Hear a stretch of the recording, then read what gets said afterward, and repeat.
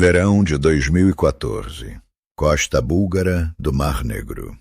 Um homem alemão chamado Lars Mittank estava de férias com a namorada. 32 anos, engenheiro.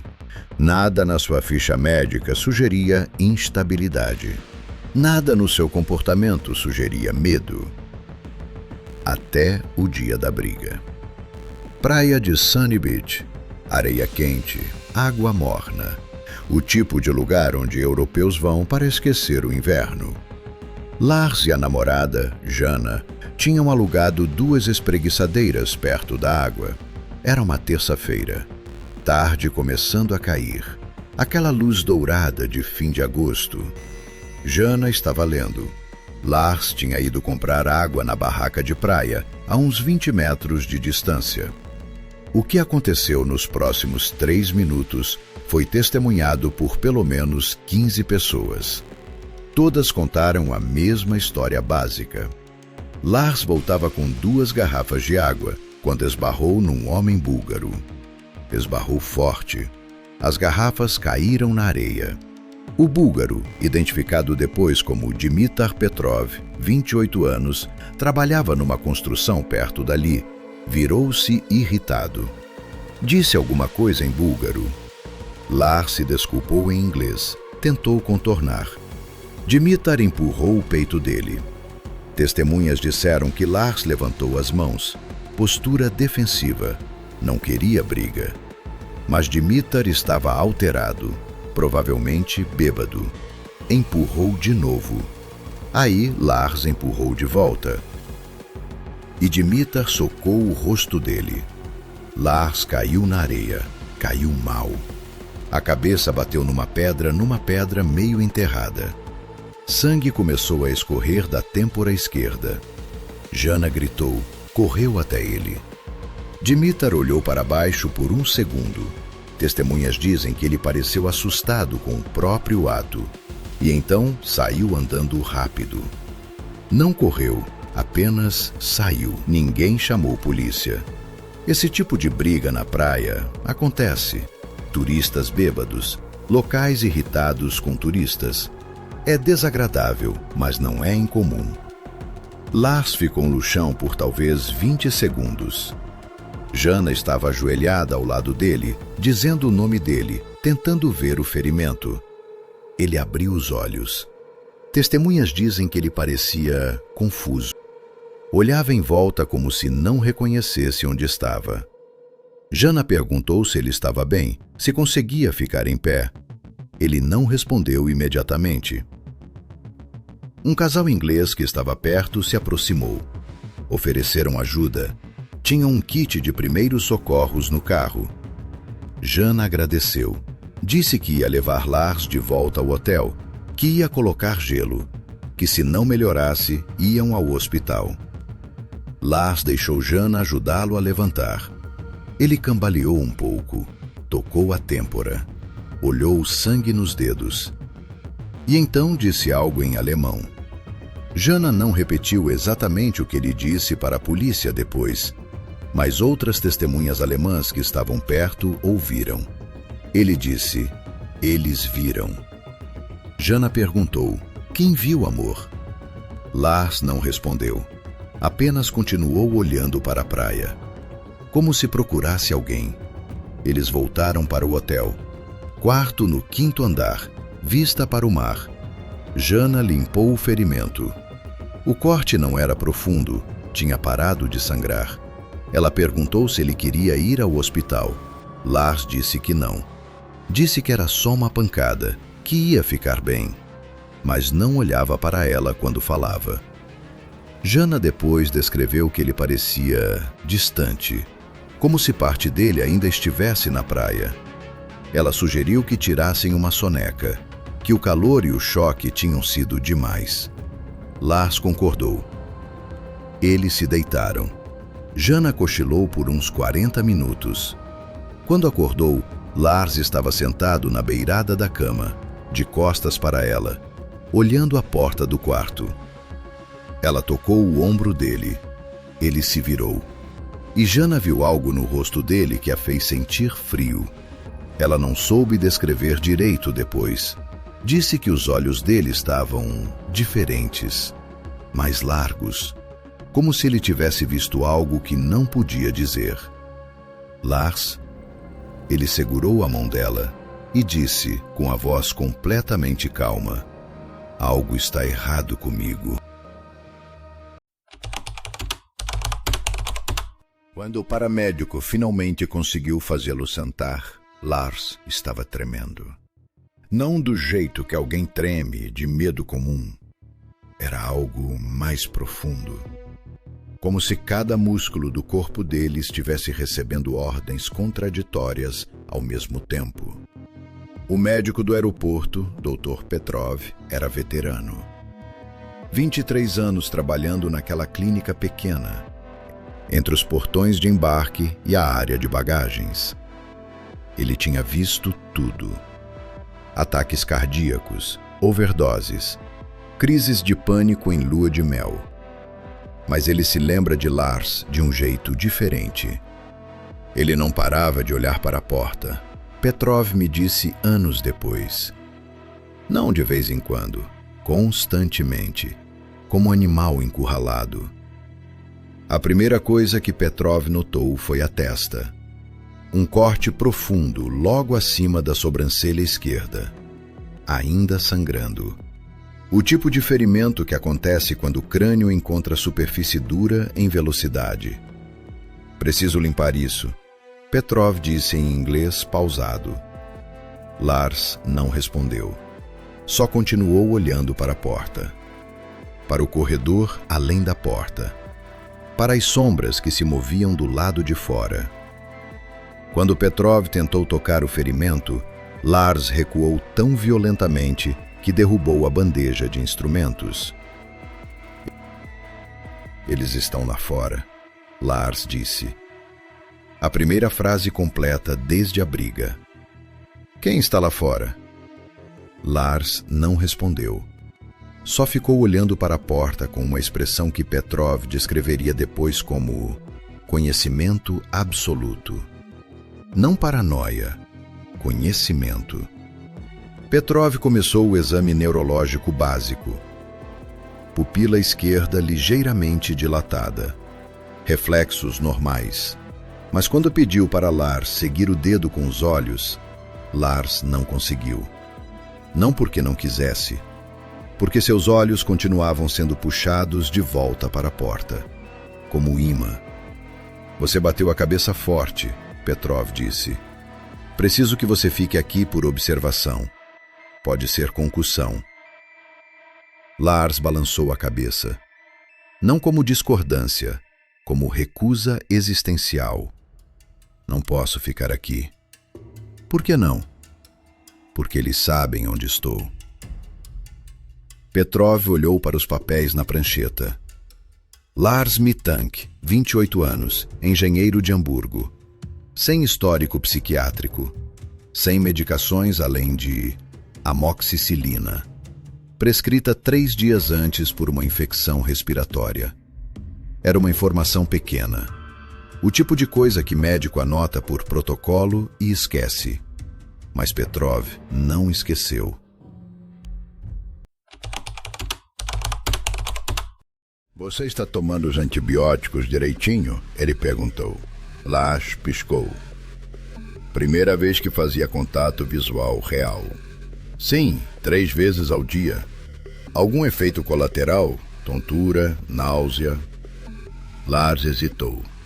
Foi uma hesitação estranha. Como se estivesse decidindo se algo que sentia era real o suficiente para mencionar.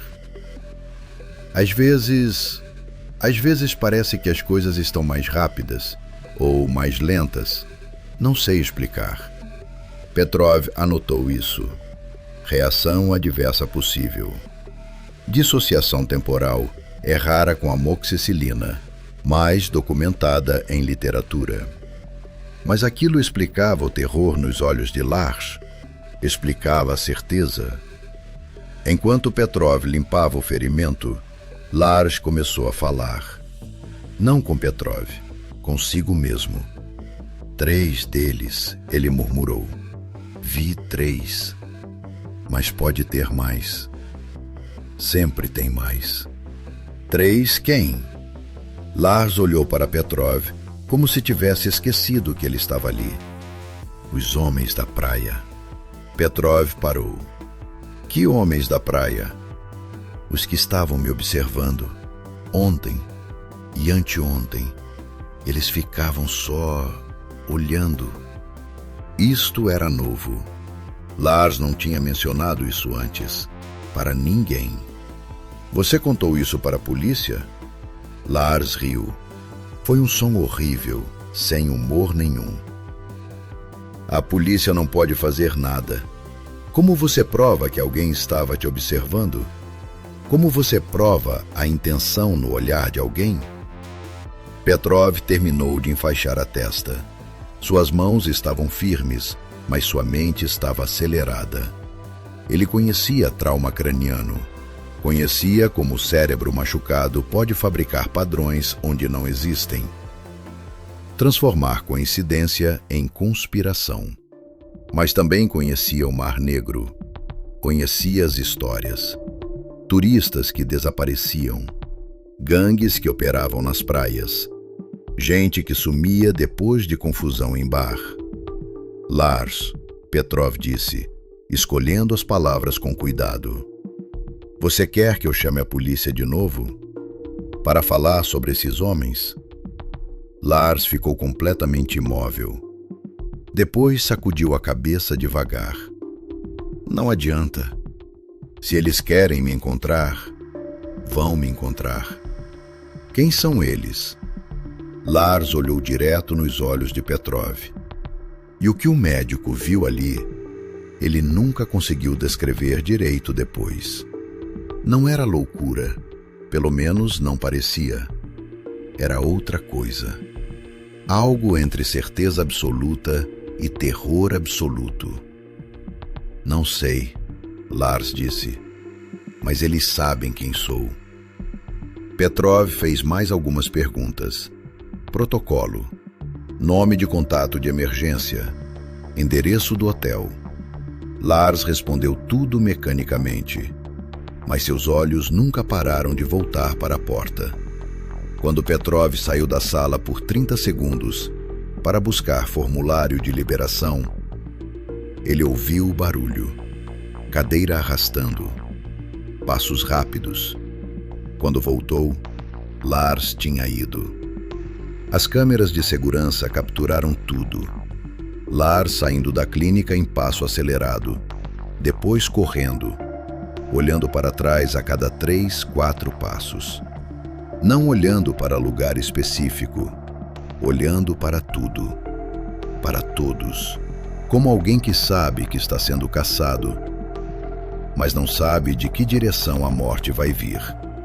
Petrov assistiu àquela gravação dezenas de vezes depois, tentando encontrar o momento exato onde poderia ter feito algo diferente, tentando decidir se estava olhando para um homem fugindo de fantasmas dentro da própria cabeça ou de algo muito, muito real.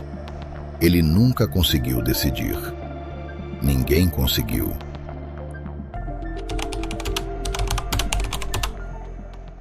As câmeras de segurança do aeroporto capturam seus últimos momentos conhecidos. São 14h37. Luz plena do verão búlgaro. Ele sai pela porta principal. Não anda. Corre. Uma corrida estranha. Olhando para trás a cada 3, 4 passos, como quem foge de algo que só ele pode ver. Um taxista testemunha a cena. Diz que o alemão cruzou o estacionamento em diagonal, gritando palavras que ele não conseguiu compreender. Depois desapareceu na linha de árvores que separa o aeroporto da estrada costeira. A polícia foi chamada 2 horas depois, quando a esposa percebeu que ele não voltaria. Buscas foram realizadas. Cães farejadores seguiram o rastro por 400 metros mata adentro. Então o rastro termina. Simplesmente termina. Como se ele tivesse se dissolvido no ar quente da tarde. Anos depois, as teorias permanecem. A primeira é médica: trauma craniano da briga na praia. Sangue acumulado pressionando regiões específicas do cérebro. Psicose traumática aguda. Lars teria fugido de inimigos que nunca existiram e morto sozinho em algum lugar da floresta costeira, escondido de fantasmas. Existem precedentes, casos documentados de vítimas de trauma craniano que desenvolvem paranoia severa, que passam a acreditar em perseguições elaboradas, que fogem. Mas existe um problema com essa teoria. O médico do aeroporto examinou sua cabeça. Apenas um corte superficial. Nenhum sinal de concussão grave. Nenhuma fratura. Então talvez a segunda teoria. Talvez eles fossem reais. A polícia búlgara investigou a possibilidade. Gangues locais que operam na região do aeroporto. Grupos que não toleram desafios, especialmente de turistas estrangeiros. A briga na praia não foi filmada, mas testemunhas descreveram 3 homens, búlgaros, tatuagens visíveis. Saíram do aeroporto 15 minutos antes de Lars. 15 minutos. Tempo suficiente para esperar no estacionamento, para seguir alguém que os humilhou, para terminar o que começou. Nenhum deles foi identificado. Nenhum deles foi encontrado. E o corpo de Lars nunca apareceu. Em casos de execução por gangue, corpos costumam ser encontrados. Servem de mensagem. Mas o dele? Nada. A terceira teoria é a mais estranha. Farmacológica. Lars estava tomando antibióticos, prescritos 3 dias antes em Hamburgo para uma infecção respiratória. Fluoroquinolonas. Uma classe de medicamentos conhecida por efeitos colaterais psiquiátricos raros, muito raros, mas documentados. Despersonalização, desrealização, episódios dissociativos agudos em que a pessoa perde o senso de identidade, foge de sua própria vida, literalmente. Existem casos de pessoas que, sob efeito de reações adversas severas a certos medicamentos, simplesmente desaparecem, criam novas identidades, começam novas vidas em outros lugares. Esquecem quem eram. Será que Lars ainda está vivo em algum lugar? Sem memória do aeroporto? Sem memória da esposa esperando na sala de embarque? Vivendo sob outro nome em alguma cidade costeira do Mar Negro? Ninguém sabe. O que sabemos é isto.